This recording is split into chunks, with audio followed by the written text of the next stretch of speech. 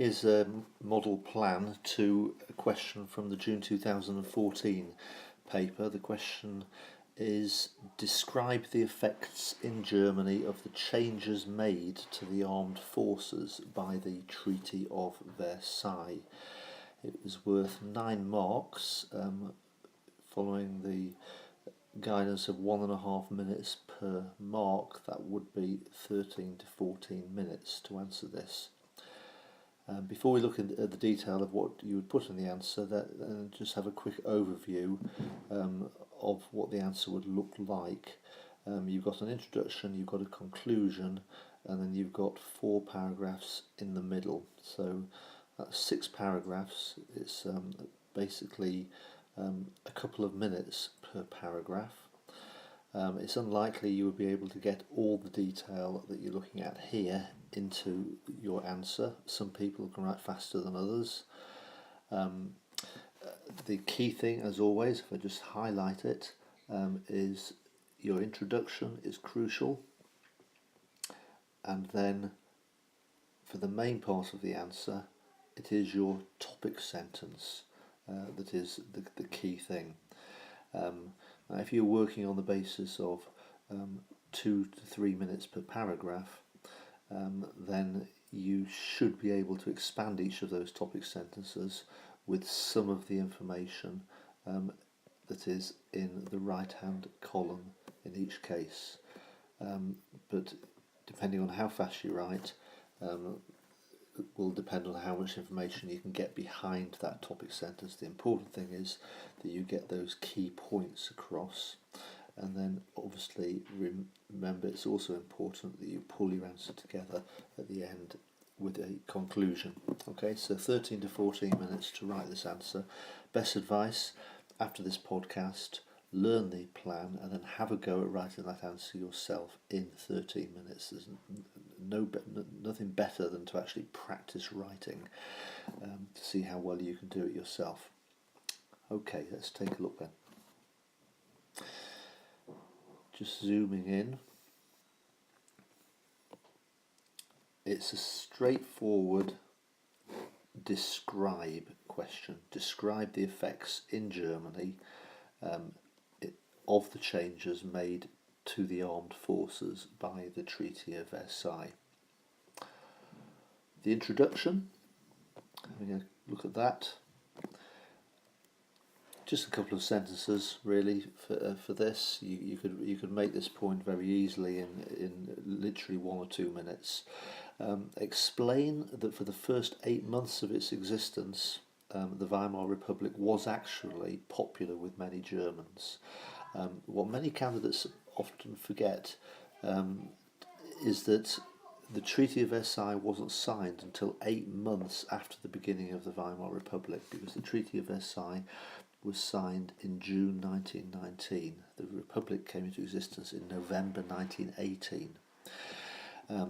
So on the whole, it was popular with many Germans early on, but then once the Berlin government signed the Treaty of Versailles, because the treaty weakened Germany militarily, as a result the government lost a lot of its support.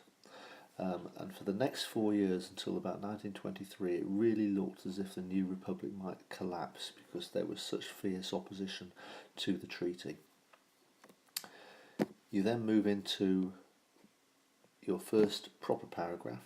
Now what this paragraph does, paragraph 2 here, is just really knock home what the Treaty of Versailles did to Germany's armed forces. Okay, and the key point is it restricted Germany's ability to defend itself from foreign attack. So, for example, the German army was reduced to 100,000 men. The Rhineland was demilitarised, and again, I keep emphasising this point. Do not get that confused with Alsace-Lorraine. Alsace-Lorraine was territory that was lost to France. The Rhineland was not lost; it was still part of Germany, but Germany simply could not keep any soldiers in it. Germany was not allowed to have an air force. She was only allowed to have 6 battleships. And the result of that was that Germany was especially vulnerable to French invasion from the west. the French army was 700,000, in other words 7 times bigger than the German army. And that fear of French invasion became a reality, of course, in January 1923, when the Germans defaulted on their reparation payments to the French, and the French then invaded Germany, and they occupied the industrial Ruhr area, and they seized the industrial wealth of that region in reparation payments. Okay, so that's your first proper paragraph. Then move into paragraph 3, and again 2 to 3 minutes on this. The key point is, as a result, ex-soldiers known as Freikorps blamed the new government of the Weimar Republic for stabbing Germany in the back. Most of the anger against the Treaty of Versailles and against the military terms of the Treaty of Versailles came from these ex-soldiers called Freikorps. Now, in the first half of 1919, the Freikorps were supporters of the Republic. They supported the Weimar Republic, helped them crush the Spartacist threat. Then the Treaty of Versailles was signed in June 1919, and at that point the Freikorps turned against the government. They blamed them for being November criminals, used these key words. They hated the war guilt clause, because they believed Germany was no more responsible for causing World War I than any other country, and War Guilt Clause was Article 231. You then move into paragraph 4. Many of the Freikorps joined right-wing extremist groups. Okay, the Freikorps, these ex-soldiers, were officially disbanded. They were not allowed to exist, but they didn't disappear. They simply joined political parties that wanted to overthrow the Republic. So, key point you need to develop in this paragraph then is that the anger against the military terms of the Treaty of Versailles became apparent in right-wing attempts to overthrow the government in Berlin. And there are 3 main examples you can give in this paragraph. Just simply state what they are. The first was the Kapp Putsch of March 1920. Which Wolfgang Kapp and General Luttwitz led a Freikorps march on Berlin, and they actually seized power in Berlin for a few weeks in 1920. The second were a terrorist group called the Organisation Consul that carried out political assassinations. They assassinated politicians, in particular politicians who had signed the Treaty of Versailles. And there are 2 examples, learn those names, Erzberger and Rathenau. They both signed the Treaty of Versailles, and both of them were assassinated by right-wing extremists.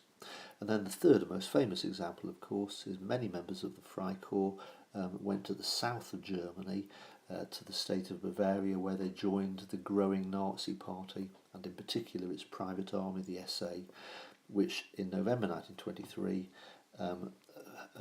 attempted to seize power by marching on Berlin, the so-called Munich Putsch, which of course failed, but nevertheless it was a real threat. Your final paragraph of this answer then follows on from that, paragraph 5. Another consequence was that senior members of what we call the conservative establishment, people like army generals, judges, civil servants, it was their job to support the government in Berlin, but quietly they used their position of influence to oppose the government in Berlin. And these people were driven, they were motivated by the fact that they resented the Treaty of Versailles and the way it weakened Germany's ability to defend itself. In particular, senior army leaders never really forgave Berlin for weakening Germany's army by signing the Treaty of Versailles. Now, how do you see that in evidence? Well, the best example is the Nazi Party. The fact they were able to grow in the south of Germany in 1919 to 23 was because the local government, it was the Bavarian state government, and the army command in that area were very sympathetic to the Nazis. And literally until the final moment, these men were also planning to march with Hitler against Berlin. But only at the 11th hour, the last minute, they changed their mind and stopped Hitler. But nevertheless, they were sympathetic. Another example is Hitler's trial, when he was given a very lenient 9-month prison sentence. Why? Because the judge was sympathetic to Hitler, as indeed many judges across the whole of Germany were sympathetic to what Hitler wanted to do. So conclude your answer, paragraph 7, it's actually paragraph 6 here, by emphasising that many Germans were angry at the military terms of the Treaty of Versailles, which they believed to be unfair, and they removed from Germany her right to defend herself against foreign invasion. Proven in 1923 when the French invaded the Ruhr, the main consequence was that right-wing opponents to the Republic won a lot of support, and in the early years, on more than one occasion, attempted to take power, which, although unsuccessful, was nevertheless a very real threat. Okay, so that's 13 to 14 minutes to get across those sort of key points. How much information you can get in depends on how fast you can write. The key thing are those topic sentences on the left.